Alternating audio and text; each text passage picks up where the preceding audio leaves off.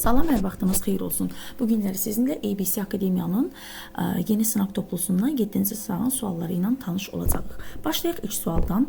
Demək deyil ki, diploid xromosom dəstli çiyələk bitkisinin endosperm hüceyrəsi hansı xromosom yığımına malik olur? Demək, çiyələk bitkisində erkəklər homo, dişilər isə heterogametdir. Demək, dişilərdə gametin necə əmələ gəldiyini nəzərdən keçirək. Dişilərdə demək, əvvəlcə yumurtalığın zonasında, xüsusi zonasında orada demək, əvvəlcə mitoz bölünmə yolu ilə çoxlu sayda ana yumurta hüceyrələri yaranırdı. Sonra onların hər biri meyoz bölünmə keçirildi və 4 ədəd hüceyrə əmələ gətirildi. 4 hüceyrədən 3-ü kiçik, biri isə böyük olurdu. 3 kiçik olan məhv olurdu. Bir böyük olan makrosporu isə inkişafını davam etdirirdi. Əmələ gələn hüceyrələr, həmin bu ana demək, yumurta hüceyrələr, onlar meyoz bölünmə nəticəsində əmələ gəldiklərinə görə onlar haploid xromosom yığımlı olacaqlar. Və haploid xromosom yığımlı olduqlarına görə ya X ya da Y cinsiyyət xromosomunu daşıya bilərlər. Sonradan bu hüceyrələr, hansı ki bunlar makrosporlar adlanacaqlar, bunların hər biri 3 dəfə mitoz keçirir və 8 nüvəli rüşeym əmələ gətirir. Mitoz nəticəsində bunların cinsiyyət xromosomlarında bir dəyişiklik olmur. Əgər bir nüvədə X cinsiyyət xromosomu var idisə, rüşeym hissəsində olan 8 nüvənin hər biri X cinsi xromosomu daşıyacaq. Və yaxud da ki, Y var idisə, 8 dənə hər biri Y cinsiyyət xromosomu daşıyacaq. Baxaq, indi onları görək necə yazaq. 8 nüvəli rüşeym hissəsində X daşıyanlar,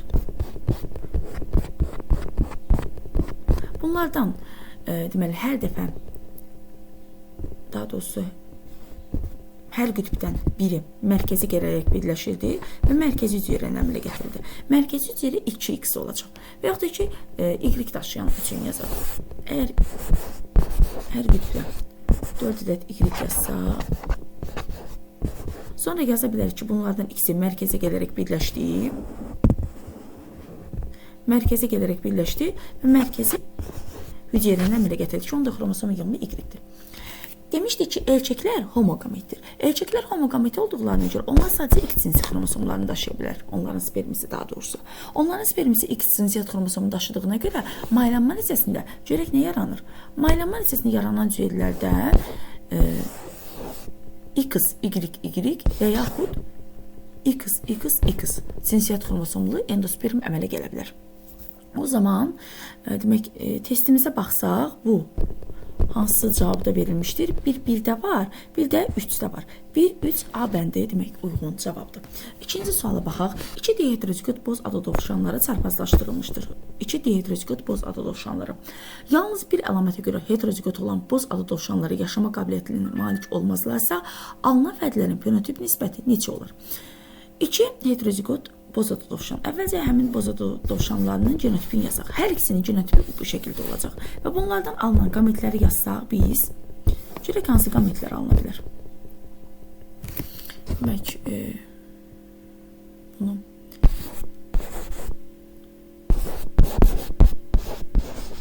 indi elçək üçün gametləri yazaq. Elçəkdə də gametlər hansı şəkildə olacaq? Və çarpazlaşdırmanı aparaq. Aha. Baxaq. Demək, birinci halda C, A, böyük A.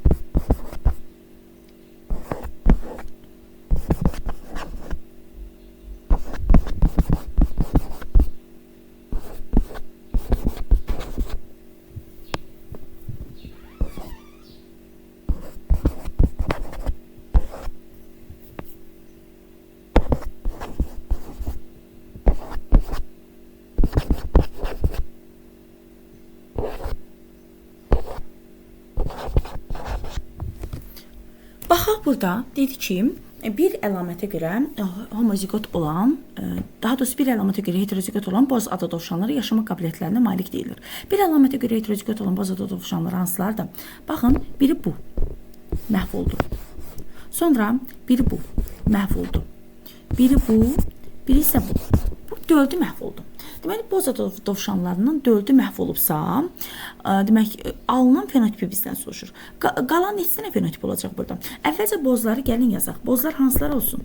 Demək, bu bozdu, demək, bu bozdu, bu bozdu, bir də bu bozdu. Demək, 4 dənə burada boz, demək, bir dəqiqə, 4 dənə, aha.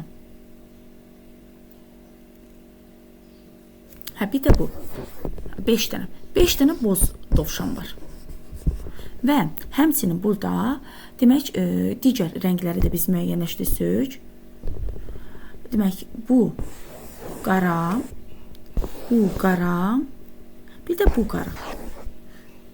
3 dənə qara var. Və yerdə qalanlar, kiçik ceylər isə ağ idi. Demək, 4 dənə də ağ var. Nisbət necə oldu? 5-in 3-ə, onun da 4-ə nisbəti. Yəni, cavab B bəndində verilmiş cavabdır. Cavab B bəndində verilmiş cavabdır. Baxaq. Növbəti suala.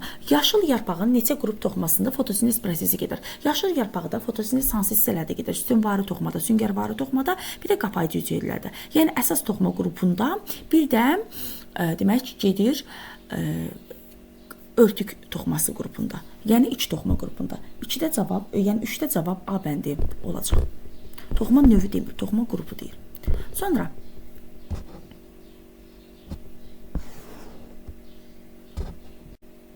baxaq 4-cü sualdan. Mamırın 5 yarpaq, 5 zigot, 5 spor və 5 protonema hüceyrəsindəki xromosomların sayı ilə Ulotrixin 5 zigot, 5 yaşıl hüceyrə və 1 rəngsiz hüceyrəsindəki xromosomların fərqi hansı ifadə ilə düzgün göstərilib? Aha, baxaq.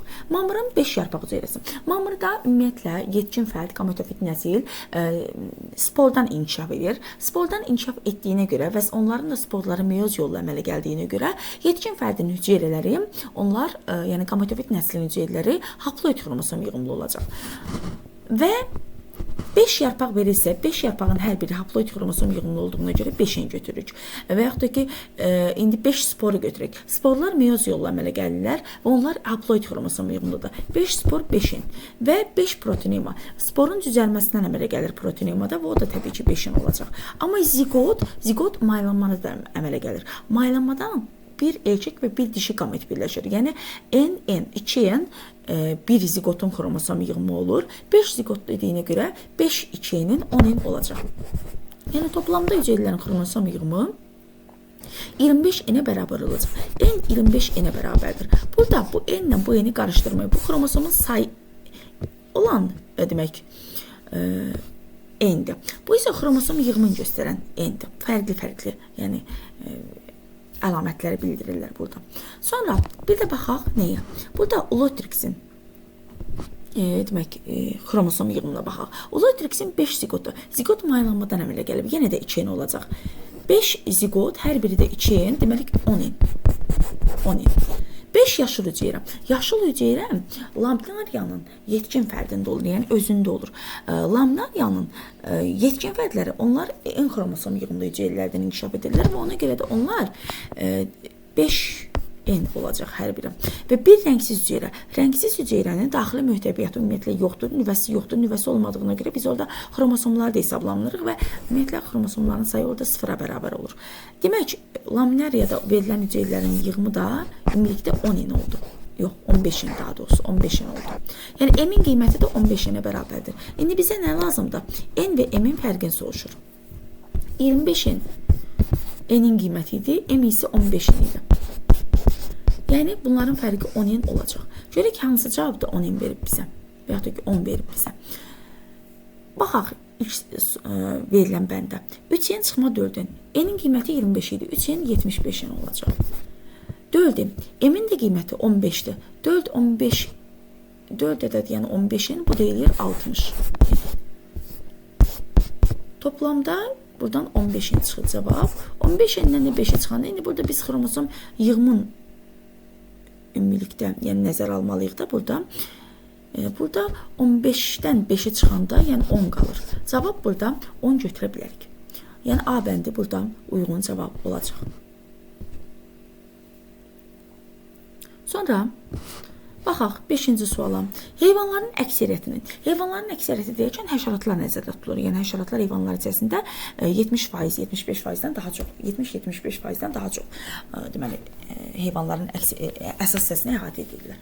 Ürəyində arterial qan olur. Arterial qan nədir? Arterial qan oksigenlə zəngin qandır. Amma biz demişdik ki, həşəratların ürəyi demək arterial qan daşıya bilməzlər. Yəni onların ürəyində oksigen olmadığına görə biz onların demək deyə bilmərik ki, qanı arterial qandır və ya da ki, venoz qandır. Ona görə ürəyində arterial qan olur ifadəsi düzdür, bu mayaqlara aiddir, amma həşəratlar üçün uyğun ifadə deyil. 2 cüt yer mayaq olur. Bu yanlışdır. 3 cüt ayaqları yetkin fərdlərində tənəffüs sistemi ağciyərlərdir. Xeyr, traxeyalarla tənəffüs edirlər. İfrazat orqanı malpighi borulardır. Bəli, bu doğrudur. İnkişafları düz nədir? Xeyr, əsasən dolayı inkişaf edirlər. Yəni 5-də cavab D bəndi oldu. Baxaq 6-cı suala. Hansı geoloji dövrdə canlıların iştirakı ilə tozlanma meydana çıxmışdır? Canlıların iştirakı ilə tozlanma. Canlıların iştirakı ilə tozlanma bu örtül toxumlara xasdır. Örtül toxumlar nə zaman meydana çıxmışdı? Təbaşirdə. Yəni burada təbaşirdə biz həmçinin qeyd edirik ki, tozlayıcı həşəratlar meydana çıxmışdı. Yəni biz burada C bəndini ona görə götürə bilərik. Sonra 7-ci suala baxaq. Müəyyən sayda bakteriyaların fasiləsiz bölünməsi zamanı 2 saat ərzində bölünməyə məruz qalan fərdlərin maksimum sayı 504 olmuşdur. 4-cü bölünməyə bir bakteriyanın neçə fərdi məruz qalmışdır? Müəyyən sayda bir bakteriya verir bizə və deyir ki, bölünməyə 2 saat zaman sərf olunub 120 dəqiqə. O zaman götürək maksimum sayda isə deməli maksimum sürətlə bölünmə götürməliyik. Yəni 20 dəqiqədən bir. 20 dəqiqədən bir bölünmə götürsək, kiçik n-in qiyməti burada 120-ni 20-yə bölməklə alarıq və taparıq ki, 6-ya bərabərdir. 6-ya bərabərdir. O zaman bölünməyə məruz qalan bakteriyaların sayını yazaq. NT çıxma N0 bərabərdir 504. Biz burada nə N0-ı bilmirik, nə də NT-ni bilmirik. Gəlin yazaq. NT neçədir? NT bərabərdir. N0 vurulsun 200-N. 200-N. N neçə idi? 6 idi. Deməli 206, 206 da 64-dür. NT-nin qiyməti deməli 64 N0-dır. Və burada biz fərq yazsaq, NT-dən N0 çıxıb 504 almışdıq. Gətirib qiymətləri yerinə qoysaq, 64 N0 çıxma N0 bərabərdir 63 N0. O da bərabərdir 504-də. Yəni buradan nə çıxır? Buradan çıxır ki, N0-ın qiyməti 8-ə bərabərdir. N0-ın qiyməti 8-ə bərabərdir. İndi bizə nə deyir? Deyir ki, 4-cü bölməyə bir bakteriyanın neçə fərdi məruz qalmışdır? 8 dənə bakteriyadır. Yəni biz bunu ayrı-ayrı da yaza bilərik. Bunu bir dəqiqə. 1-ci, 2-ci, 3-cü, 4-cü, 5-ci, 6-cı, 7-ci və 8-ci bakteriya. Ayrı-ayrı bu şəkildə yazsaq, hərəsindən bir ədəd götürürəm də təbii ki. Bir dəfə bölündü 2. 2 fərd yarandı. Bir dəfə də bölündü 4. Sonra 8.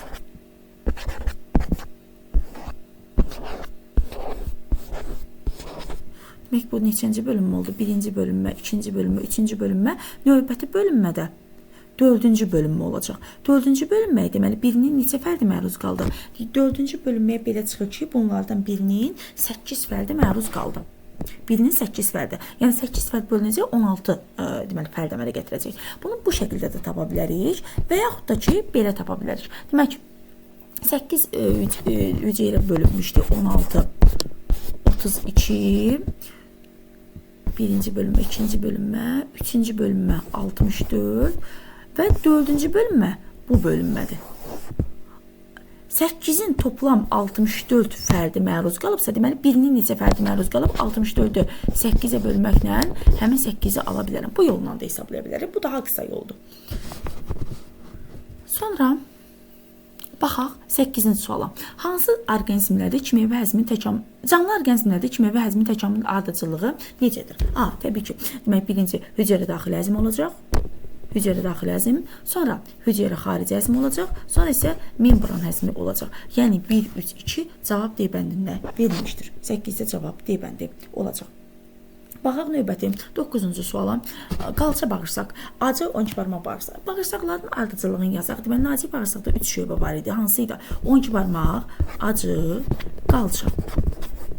Sonra keçdi yoğun bağırsağa. Deməli, yoğun bağırsaqda necə idi? Deməli, kör, çəmbər və düz bağırsaq. Düz bağırsaq. Deməli, indi bizə nə lazımdır? Qalça bağırsaq harada yerləşir? Qalça bağırsaq harada yerləşir? Acı ilə körün arasında yerləşir. Yəni, B bəndi uyğun cavab olacaq o zaman. B bəndi nədir? Kör və acı bağırsaq arasında yerləşir.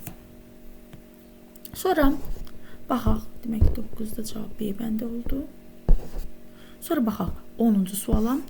Görək onda nə deyir? Çoxhüceyrəli heyvan orqanizmində rast gəlinə biləcək strukturlar. Çoxhüceyrəli heyvan deyirik. Yəni artıq biz burada yaşıl ev, grena, volvox, əmöv və s. digər heyvanları nəzərə almayacağıq.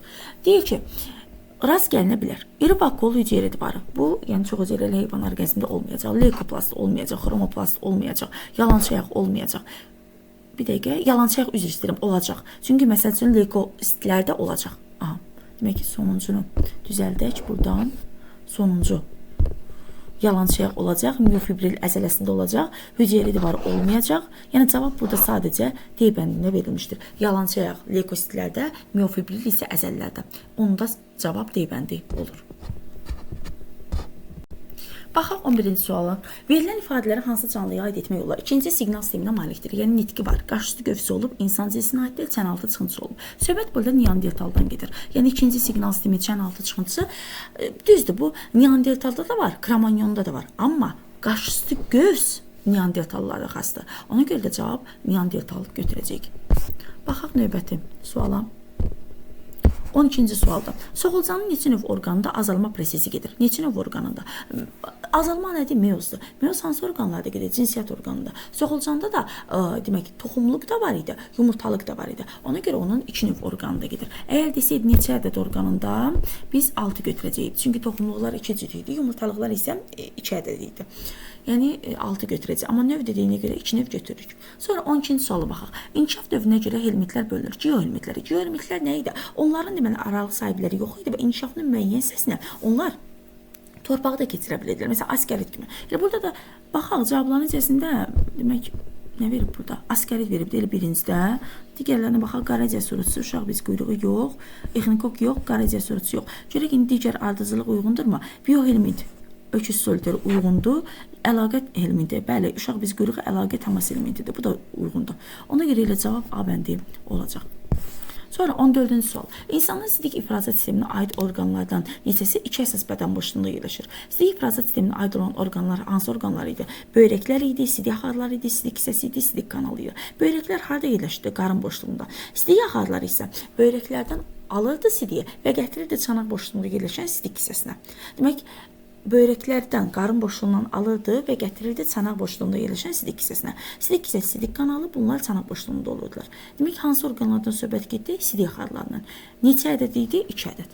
Cavab yəni 2-də, daha doğrusu B-də verilmişdir. Bir canlının 6 müxtəlif əlamətə malik maksimum 8 növ qamet əmələ gətirir. Bir canlı 6 müxtəlif əlamətə görə maksimum 8 növ qamet əmələ gətirir. 6 dənə əlamətdir. Hər əlaməti də bir əlifbanın bir hərfi ilə işarə edilək. A-lə, B-lə, məsəl üçün C-lə, D-lə, E-lə və F-lə işarə edə bilərik. Hərəsi bir əliflə. 8 müxtəlif növ qamət əmələ gətirir deyə 8 müxtəlif növ qamət əmələ gətirirsə, deməli 2 üstü E-nin qiyməti 8-ə bərabərdir. Buradan çıxır ki, E-nin qiyməti 3-dür. Yəni heterozigotluq burada 3 yerdədir. Heterozigotluq 3 yerdədir, 6 dənə də əlamətdir. Elə bu heterozigotları ardıcıl şəkildə yazsaq, qalanları deməli homozigot olacaq. Homozigot resessivdə ola bilər. Və yaxud da ki, homozigot dominant da ola bilər. Mən burada olsun bu şəkildə. Deməli, nətər yazaq? Biraz ardıcılıq pozuldu burada. Düzəliş edeyim.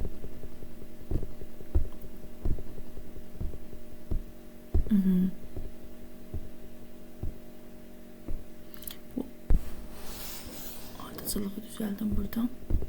Demək ki, hansı oldu? D, D, E, E, F, F.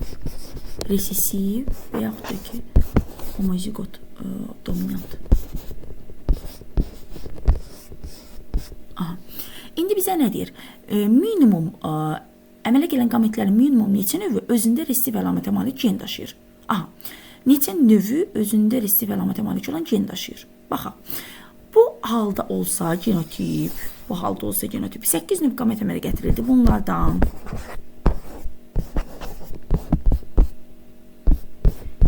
qametlərdən hökman biri bütün əlamətlər üzrə dominant olmalıydı. O zaman resesiv daşıyan neçə olacaqdı? 7 dənə olacaqdı. 7 dənə. Lakin bu halda olsa, belə, yəni resesiv olsa, burada yalnız dominant əlamətləri daşıyan qamet olmayacaq. Qametlərin hamısı 8-i də resesiv əlamət daşıyacaq. Amma bizə minimum deyir. Minimum dediyinə görə biz bu genotipi götürürük. Yəni hansı genotipi? Bu genotipi. Dominant əlamətliləri. Minimum deyir ona görə. Çünki burada 8 alırıq. Qametlərin hamısı da olur resesiv əlamət. Ancaq burada sadəcə 7-sində olur bu halda. Sadəcə 7-sində olur. Minimum dediyinə görə 7-ni götürürük. 7 də hansı cavabda verilmişdir? B bəndində verilmişdir. Sonra baxaq 16-cı suala. Yumurta hüceyrəsində 9 xromosom olan bir bitkinin dişiciyi. Yumurta hüceyrəsində dişi bitkidir. Demək 9 dənə xromosom var. Yarpaq hüceyrəsində başqa bir gerçək bitki götürək. Yarpaq hüceyrəsində onun da xromosom yığımı, yəni 2 yeni 16-ya bərabər olsun. Bitkinin tozcuğu ilə tozlandırmışdı. Tozcuğu da təbii ki, bunun haploidi olacaq, 8-ə bərabər olacaq. Almış hibridin dölsüzlüyü Karpachenko metodu ilə aradan qaldırılarsa, hibridin endosperm hüceyrəsinin xromosom dəsti neçə olur? Aha. Deməli, endosperm hüceyrəsi nə idi? Anadan 2, yəni N xromosom yığımlı mərkəzi hüceyrə alırdı və atadan da N xromosom yığımlı sperm alırdı. Ananın haploid xromosom yığımı 9-a bərabərdirsə, mərkəzi hüceyrəsi 2 ilə 18-ə bərabərdir. Və atadan gələn sperm də N xromosom yığımlıdır. Bu da olacaq 8. Bunlar necə olacaq? 26 olacaq. Amma bu 26 dölsüzlüyü aradan qaldırmış, necə deyim, endosperm hüceyrəsi deyil. Dölsüzlüyü aradan qaldırmaq üçün bunların 2 qatını götürməliyik hər biri. Yəni hər birini 2 qatını götürəndə o zaman 18-nin 2 qatı 36, 8-nin 2 qatı 16, bu da 16. 36, 16, 52 eləyir. Və yaxud da ki, elə burada 26-nın birbaşa 2 qatını götürə bilərik. Bu da 52 eləyəcək. Cavab, yəni 52 burada uyğun cavabdır. Çünki bizə dölsüzlüyü aradan qaldırılmış deyil. Yəni 16-da cavab A bəndi olacaq. Keçək növbəti 17-ci suala. Görək 17-ci sualda nə deyir? Hansı canlıda homoloji xromosomlar üstünə rast gəlinmir? Homoloji xromosomlar üstünə hansında rast gəlinmir? Besterdir. Nəyə görə? Çünki Bester uzaq hibridləşmə nəticəsində alınıb. Digərləri isə insanlar tərəfindən alınmayıb uzaq hibridləşməyinə. Digərləri təbiətdə olan növlərdə. Uzaq hibridləşməyinə alınan növlərdə homoloji xromosomlar olmurdu. Ona görə də onlar demək dölsüz olurdular. Yəni burada söhbət heyvan orqanizmlərindən gedir. Yəni onlar dölsüz olurdular. Yəni bəzilərində döllülük var idi. Məsəl üçün yakla qaramal hibridlərində, hansı ki onlarda dişilər döllü olurdu. Amma əksərən biz heyvanlar arasında dölsüzlük görürdük. Bitkilərdə isə dölsüzlük Karpachenko üsulü ilə aradan qaldırılırdı. Yəni burada cavab Bester olacaq. 17-də cavab D bəndi olacaq. Sonra baxaq 18-ci suala. Posimbiranın inkişafı zamanı burun dəliklərinin funksiyası artan canlı haqqında hansı fikir doğrudur? Burun dəliklərinin funksiyası hansı canlıda artırdı? Söhbət burada suda qurda yaşayanlardan, qurbağalardan gedir. Qurbağanın sürfəsində, çömçə quyruğunda burun dəlikləri tənəffüsdə iştirak etmirdi, sadəcə qoxu bilmədə iştirak edirdi. Amma yetkin qurbağada həm tənəffüsdə, həm də qoxu bilmədə iştirak edirdi. Demək burada baxaq, qurbağa haqqında hansı ifadə doğrudur? Döş sümüyü üzərində tel varı yanlışdır. Barmaqlarında 20 caynaq olur, xeyir. Diafraqma malikdir, xeyir. Bir cüt gəlsəmə qapağı var, xeyir. Ön ətraf qurşağı 4 növ sümükdən ibarətdir. Bəli, bir cüt kürək, bir cüt körpücük, bir cüt qarğa, bir ədəd döş sümüyü. 4 növ sümük oldu. Cavab E bəndi olacaq. Baxaq 19-a. yanlış bəndi göstərin. İnsanda sümüklər dayaq hərəkət aparatının pasiv hissəsini təşkil edir. Bəli. 4 toxuma qrupu var. Bəli, epitel, birləşdirici, əzələ və sinir. Bütün daxili orqanlar sayı əzələ toxumasını təşkil olunmuşdur. Bu yanlışdır. Məsələn, ürəkdə sayı əzələ toxuması deyilir, yəni ürək əzələsidir. Üstəlik də demək, bəzi orqanlar vardır ki, ümumiyyətlə orada əzələ toxuması əsasən özləri əzələ toxumasını təşkil olunmayıblar. Məsələn, qaraciyər kimi, məsələn, dalaq kimi. Ürək əzələsi ritmik, bu doğrudur demək. Ürək əzələsi ritmik hərəkət edir. Daha doğrusu doğru yox, testə uyğun cavabdır. Yanlışı çünki orada soruşur. Ürək əzələsi ritmik hərəkət edir, bəli, götürmürük bunu. Mimiki əzələlər iradedir, bəli, bunu da götürmürük. C-ni götürürük, çünki C-də yanlışdır və bizdən də yanlışı soruşur. Baxaq 20-ci suala. Hansı damarın zədələnməsi zamanı göstərilən zamanı ilk yardım göstərilmişdir. Bu turna qoyulmasıdır. Turna hansı damarlarda qoyulur? Ya arteriya damarlarının zədələnməsinə, ya da iri vena damarlarının zədələnməsinə. Yəni ya 2-də, ya da 4-də. C bəndə uyğun cavab olacaq. Davam edək 21-ci sualla. 21-ci sualda deyir ki, hansı qrupun həzm kanalında qidanın hərəkət istiqaməti iki tərəflidir. Qidanın hərəkət istiqaməti iki tərəflidir o deməkdir ki, yəni qida demək ağızdan qəbul olunur, bədəndə həzm olunduqdan sonra həzm olunmayan qida qaqları yenidən ağızdan xaric olur. Yəni bu da anal dəliyi olmayan heyvanlara xasdır. Məsələn, ağ planari var, burada bir də ağ planarda anal dəlik yoxdur. Yəni burada qida demək gələcək və demək ağızdan qəbul olunacaq və ağızdan da xaric olunacaq. İnsan asqarıdır, anal dəliyə malikdir, götürmürük. Qaraciyər sorusu həmçinin ağ planari kimi, yəni onda da qida qaqları ağızdan atılır. Öküz, soliteri və exnikok. Bunlarda hər ikisində ümumi degenerasiya baş vermişdir. Yəni onlar bütün bədən səthinə qidanı sorulur. Həzm sistemi yoxdur onlarda. Soğulcanda isə yenə də anal dəlik olduğuna görə həzm olmayan qida qaqları demək anal dəlikdən xaric olunacaqdır. Ona görə biz sadəcə 1/5-i götürürük, 1/5 də D bəndində verilmişdir. Baxaq növbəti. Baxaq 22-ci sualdan. 22-ci sual. İnsanın bir böyrəyində olan strukturların saylarına görə müqayisəsi necədir? Burada nə verilib? Qədərbənzər kapsul, sidik toplayıcı borucuq və Henle hüceyi. Demək, böyrəyin struktur vahidi nefrondur. Hər nefronda qədərbənzər kapsul bir ədəd, deməli, birinci dərəcəli qıvrım kanalcıq, Henle hüceyi və ikinci dərəcəli qıvrım kanalcıq vardır. Demək, bir nefronda əgər bir qədərbənzər kapsul və bir Henle hüceyi deyiriksə, o zaman bu ikisinin sayı bir-birinə bərabərdir. Yəni, birin sayı ikinin sayına bərabərdir. Sidik toplayıcı borucuqları isə nefronlardan az olur. Çünki nefronlardan bir neçəsi bir sidik toplayıcı borucuq açılır. Ona görə də demək 1-2-dən kiçikdir 3. 1 və 2 bir-birinə bərabərdir və 3-dən böyükdür. B bəndində verilmişdir. 22-də cavab o zaman B bəndi olacaq. Baxaq 23-cü suala. 23-də deyir ki, insanın səsinin yüksəkliyi ilə səs telləri arasındakı məsafənin asılı qrafiki necədir? Səs telləri arasındakı məsafə. Səs telləri arasındakı məsafə nə zaman azalır? Səs telləri daha çox gərildikcə. Yəni bu zaman səs daha uca çıxır həmçinin. Deməli, səs telləri bir-birinə yaxınlaşır, gərilir və səs daha ucadan, yəni yüksək çıxır. Məsafə kiçilir bu zaman səs telləri bir-birinə yaxınlaşdıqca və səsin yüksəkliyi artır. Biri kiçilir, biri isə artır. Demək, təsnim tənasiblikdir. B bəndi uyğun cavabdır. 24-cü suala baxaq. Aşağıdakı qrafikdə bəzi parasit qurdlarının sorulmac sayı göstərilmişdir. Qrafikə əsasən doğru fikri seçin. X-da 2 dənə sorulmac var. 2 sorulmac baxaq hansı heyvanlar dedi, xatırlayaq. Biz 50-lərdə var idi. Bir də demək var idi qaraciyər sorucusunda. Qaraciyər sorucusu. Y və Z. Bunlarda 4 sormac var idi. 4 sormac hansı heyvanda idi? Bu 4 sormac demək öküz soliterində var idi. Bir də exnikokda var idi. Öküz soliteri, exnikok. Amma əslində bunlardan hansı exnikok, hansı öküz soliteridir? Biz buradan ayıra bilmirik. Yəni hər ikisini əslində yaza bilərik. Exnikoku burada yazın. Burada çünki biz burada indi hər ikisində 4 sormac olduğuna görə ayıra bilmirik. Sonra Görək nə deyə cavablarda. X canlısının arağı sahibi qaramal ola bilər. Baxaq, bizə doğru fikir lazımdır. X canlısı hansı canlı idi?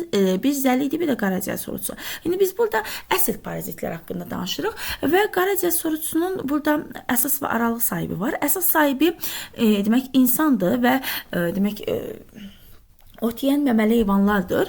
Amma aralıq sahibi gölməçi elbizidir. Aralıq sahibi qaramal ola bilər deyirsə, bu fikir doğru fikir deyil. Çıxdı birinci. A bəndin götürmürük demək. A bəndi çıxır. B-yə baxaq. Y canlısının əsas sahibi ev heyvanı ola bilməz. Y canlısının əsas sahibi. Y nə idi? Öküz, soliteri və yaxud da ki, exnikok. Demək, Y canlısının əsas sahibi ev heyvanı ola bilməz. Exnikok olsa, exnikok bunun əsas sahibi olacaq. Demək, exnikokun əsas sahibi olacaq. İt və pişik kimi ev heyvanları. Ona görə də burada olmaz, ola bilməz dediyinə görə bu cavab yanlışdır. C-yə baxaq. Z canlısının bağırsağı kör qurtarır. Z canlısının bağırsağı kör qurtarır deyir. Z hansı idi? Zəlilər və qaraciyər sorusu.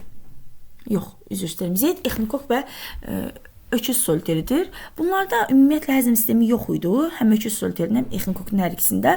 Ona görə də biz deyə bilmirik ki, bunlarda bağırsaq kör qurtarır. Bu ifadə də yanlışdır. D-yə baxaq. D-də deyir ki, Y canlısı qarmaqcığa malik ola bilər. Y canlısı qarmaqcığa, bəli, exnikok olsa qarmaqcığa malik ola bilər. D uyğundur.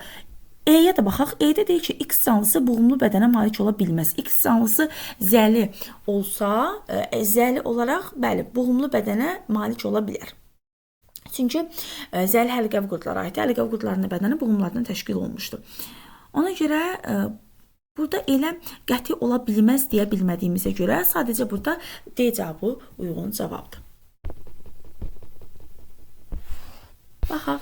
25-ci suala. Üst-üstə yığılan hamar və yaslı lövhə şəkilli boşluqlardan, onlardan çıxan kanalcıqlardan və bunların uz hissəsində yerləşən qovucuqlardan ibarətdir. Baxaq, burada hansı ifadələr var? Üst-üstə yığılan hamar və yaslı lövhə şəkilli boşluqlardan. Demək, boşluqlar və kanalcıqlar həm endoplazmatik şəbəkədə var idi, həm Golgi kompleksində var idi. Amma üst-üstə yığılan boşluqlar və həmçinin də burada qovucuqların var idi. Uz hissəsində kanalcıqlar və onların uz hissəsində yerləşən qovucuqlar.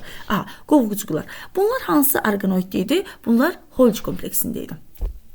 26-da görək nədir? Yarpaqları topa düzülmüş bitkidə ən qədər yarpaq vardır. Bu bitkidə olan buğum aralarının maksimum sayını tapın. Buğum aralarının sayı maksimum olması üçün buğumların sayı maksimum olmalıdır. Demək, biz düşünməliyik ki, bir buğuma az sayda yarpaq birləşsin ki, bu zaman buğumların sayı maksimum olsun. Eləcə də buğum aralarının sayı maksimum olsun. Biz bilirik ki, topa düzülüşdə 3 və daha çox yarpaq birləşə bilər. Biz az sayda yarpaq birləşdiyini düşünək. Eni 3-ə bölək. Eni 3-ə bölək. Eni 3-ə böləndə biz buğumların sayını tapırıq. Çünki bir buğumu 3 və daha çox birləşdiyi halda 3-ə bölsəm, ən kiçik burada rəqəmə bölmüş olacam və buradan da bölünmədən alınan qiymət, yəni buğumun sayı böyük olacaq. Buğumun sayı böyük olduğu halda buğum aralarında sayı böyük olacaq. Yəni əslində maksimum olacaq. Maksimum sayı olacaq. Demək, bu oldu buğumun sayı.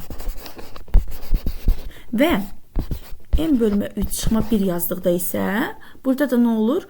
Buğum aralarının sayı olur. Yəni 26-da cavab E bəndi olacaq. Sonra keçək 27-ci suala. 27-də deyir ki, monosaxariddir. Monosaxarid burada hansıdır? Monosaxarid burada galaktozadır. Çünki laktoza, maltoza, saxaroza bunlar disaxariddir. Selluloza isə polisaxariddir. Sonra 28-ci suala baxaq. 28-ci sualda deyir ki, cümləni tamamlayın. İlk sürünənlərin əmələ gəldiyi geoloji dövrdə. Burada cümləni tamamlamaq lazımdır. İlk sürünənlərin əmələ gəldiyi geoloji dövr hansı dövrdür? Daş kömür dövrüdür. Baxaq ki, daş kömür dövründə bizə baş verən proseslər uyğun olsun. Daş kömür meşələri yox oldu. Daş kömür meşələri nə zaman yox oldu? Permdə. Ona görə bunu götürmürük. Birincini götürmürük. İki qan dövranı meydana çıxdı. İki qan dövranının meydana çıxması devondadır. Borlu sümüklər həmçinin devondadır. Çəkmə meyvənin yaranması. Çəkmə meyvə yarandı, demək təbaşirdir. Və ilk eynərpaqlı bitkilər yarandı. Bəli, bu daş kömürdədir. E bəndi uyğun cavab olacaq. 29-a da baxaq. Verilən bakteriyalardan hansı xarici mühitdə karbon qazının miqdarını azaldıb oksigeni artırır? Oksigeni artırır deyilsə, demək bu canlı karbon qazını alır və oksigen yaradırsa bu canlı fotosintez edici canlıdır və əsl fotosintez edici canlıdır. Yəni ətraf mühitə oksigen də xaric edə bilir. Baxaq burada cavabların içərisində hidrogen bakteriyaları bunlar xemosintetik bakteriyalardır. Çit bakteriyaları xemosintetikdir. Parazit bakteriyaları ümumiyyətlə bu cür avtotrof deməli qidalanma tərzində baş verir. Avtotrof qidalanma xas deyil onlara. Qırmızı bakteriyalar qaldı, siyanobakteriyalar qaldı. Qırmızı bakteriyalar fotosintez edirlər, amma onlar ətraf mühitə oksigen qazı xaric etmirdilər. Çünki onlar hidrogen mənbəyi olaraq sudan deyil, hidrogen sulfitdən istifadə edirlər. Amma göy-yaş algoslar və ya başqa sözlə siyanobakteriyalar. Siyanobakteriyalar fotosintez zamanı ətraf mühitə oksigen qazı xaric edə biləcəklər. Çünki oksigen hidrogen mənbəyi olaraq sudan istifadə edirlər və suyun tərkibində olan oksigeni də ətraf mühitə xaric edə bilirlər. Ona görə cavab burada 29-da E bəndi olacaq.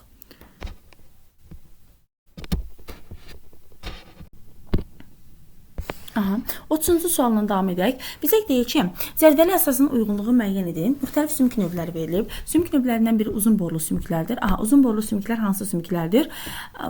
Burada cavabları biz tapmalıyıq. 1-də olsun uzun borlu sümük. Məsələn, 1-də burada D uyğundur. 2-yə nə deyir? 2-də yassı sümük çanaq sümüyüdür. 3-də də qısa sümüklər. Qısa sümüklər qısa borlu da ola bilir, qısa süngəli sümüklər də ola bilir. Burada baxaq, qısa borlu sümüklərdən B qısa borlu, E də yenə də qısa borlu sümükdür.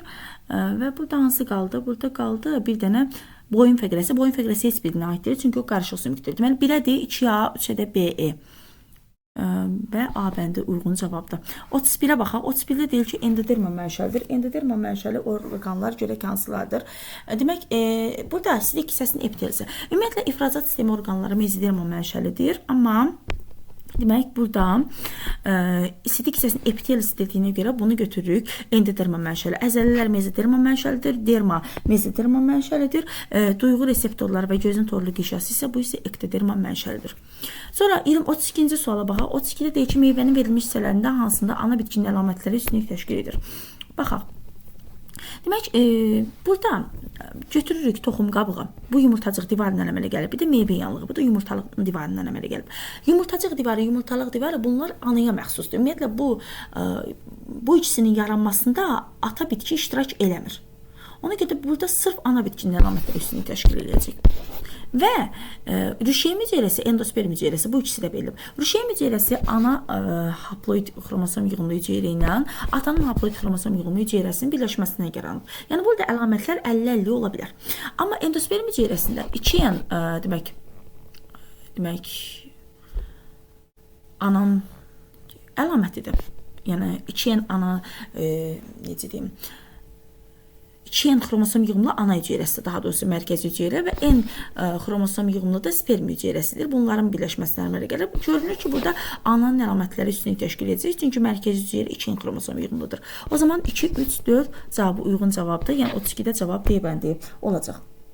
33-ə baxaq. 33-də deyir ki, insanın hansı orqanına 2 növ qan daxil olur, 1 növ qan xaric olur. Söhbət burada qaraciyərdən gedir. Qaraciyərə biz bilirik ki, deməli qaraciyərin qapı veynasından mədə, bağırsaq və dalaqdan gələn, ümumiyyətlə qarın boşluğunda yerləşən tək orqanlardan gələn qan daxil olur və həmçində qarın ortasından ayrılan arteriya damarı da demək qaraciyərə arterial qan gətirir. Amma qaraciyərdən bir dənə damar çıxır, qaraciyər veynası ilə çıxan çirkli qan.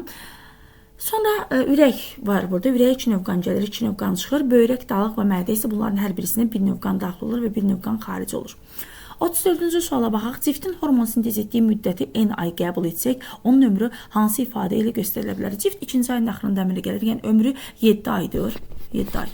Hormon sintez etməyə başlayır 4-cü ayından. Elə 4-cü ayın əvvəlindən götürsək, o zaman 6 ay hormon sintez edəcək. 6 ay. 6 ayı n ilə işarə eləsəm, ömrü nə qədər olar? N plus 1 qədər olar. N plus 1 də B bəndində verilmişdir.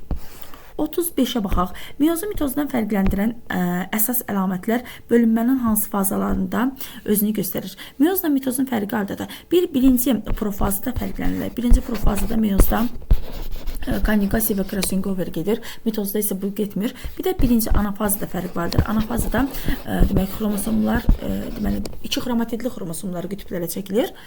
Amma mitozda isə demək tək-tək ayrı-ayrı xromatidlər qütblərə çəkilir. Deməli fərq hansında oldu? Birinci profazada və birinci anafazada. Bu da C bəndində verilmişdir. Baxaq 36-cı suala. Eyni sayda götürülmüş göl ilbizi və anadontanın cəmi 24 qulaqcıq vardır. Bu canlılarda cəmi neçə ayaq olar? Sayılarını bilmirik. Hər ikisinin x-lə işarə edirik. Həm anadontanı, həm də göl ilbizin. Göl ilbizində qulaqcıqların sayı 2'dir. Yəni yox, üzr istəyirəm, 1'dir. Bir mədəcik və bir qulaqcıq vardır. O zaman onda x sayda göl ilbizidir və arasında da bir qulaqcıq ilə x sayda qulaqcıq eləyəcək. Anadontada isə ürəkdə 3 kamera var. Bir mədəcik, 2 qulaqcıq. X sayda anadontanın isə 2x sayda deməli qulaqcıq olacaq. Onda toplamda 3x sayda qulaqcıq eləyir. Bu da 24'ə bərabərdir. Buradan çıxır ki, x-in qiyməti 8'dir. Yəni həm göl ilbizindən, həm də ki anadontadan 8 ədəddir və ayaqlarının sayını soruşur. Hərəsində bir ayaq var. Göl ilbizində də 8 ayaq, anadontada da 8 ayaq, bu isə 16 ayaq eləyəcək. Cavab 16 B bəndində verilmişdir. Sonra baxaq 37-yə. İlk dəfə embrional dövründə borlu sümükləri əmələ gələn sinfin nümayəndələrində ola bilməz. Embrional dövründə borlu sümüklər əmələ gəlir. Bu sürünənlərdir. Çünki Staqulda yaşayanlarda da var idi borlu sümüklər. Amma onlarda borlu sümüklər postembrional dövrdə yaranır. Amma sürünənlərdə isə embrional dövrdən artıq borlu sümüklər yaranır. İki qan dövranına malik ola bilməzlər. Olacaq. 2 qulaqcıqlı ürək olacaq. Xarici maylanma bu olmayacaq. Çünki onlarda maylanma daxildə gedir yumurtalıq borularında. 4 kameralı ürək olacaq. Ətraf mühitdən asılı bədən temperaturu bu da olacaq. Yəni cavab sadəcə C bəndidir. 38-ə baxaq. Cədvələ əsasən doğru bəndi müəyyən edin. Baxaq. Nə deyir bizə? Cavablardan qaydaq ilə. Y canlısı redisent ola bilər. Y canlısı necə? Nüvəsi var, fotosintez eləyir. Ola bilməz. Yanlışdır bu. K canlısı heterotrof ola bilməz. K canlısı nüvəsi var, fotosintez eləmir. Heterotrofdur. Yanlışdır. Çünki fotosintez eləmir. Bir dəqiqə. Nüvəsi var həmçinin. Deməli xemosintez də eləmir bu. Çünki xemosintetik bakteriyalarda nüvə ola bilməz. Yanlışdır bu. Z canlısı istehsalçı ola bilər. Z canlısı bir dəqiqə. Nüvəsi yoxdur, fotosintez də eləmir, amma xemosintetik ola bilər. Yəni bu mümkündür. Xemosintetik ola bilsin. 4-də də ki, K canlısı redisent ola bilməz. K canlısı redisent ola bilməz. Bir dəqiqə. Redisent ola bilməz. Ola bilər. Məsəl üçün, ola bilsin ki, göbələk orqanizmidir. Yəni vacib deyil ki, bu bakteri olsun, göbələk orqanizmi olsun, ola bilər. X canlısı EDDC istehsalçı ola bilməz, amma fotosintez eləyirsə deməli istehsalçıdır. Bu da yanlışdır. 39-a baxaq. Həzm kanalından kənarda yerləşib həzmdə iştirak edən neçə ədəd iri vəznin axarı bədən boşluğuna açılır. Deməli həzm kanalından kənarda yerləşib həzmi bədən boşluğuna açılan 3 cüt iri ağız suyu vəzləridir. 3 cüt iri ağız suyu vəzləri. Onlar ağız boşluğuna açılırlar və həzm kanalından kənarda yerləşən vəzlərdir. Demək, orada hansı vəzlər idi? Mədə-altı idi, qaraciyər idi. Bir də ki, 3 cüt iri ağız suyu vəzləri. Ona görə burada neçə ədəd dediyinə görə burada biz 6-nı götürəcəyik. 40-a baxaq. 40-da deyir ki, verilmiş bitkilərin hansının bütün fərdlərində 2 qat maylanma gedə bilməz. Aha, bütün fərdlərində 2 qat maylanma gedə bilməz. Kartofda gedəcək.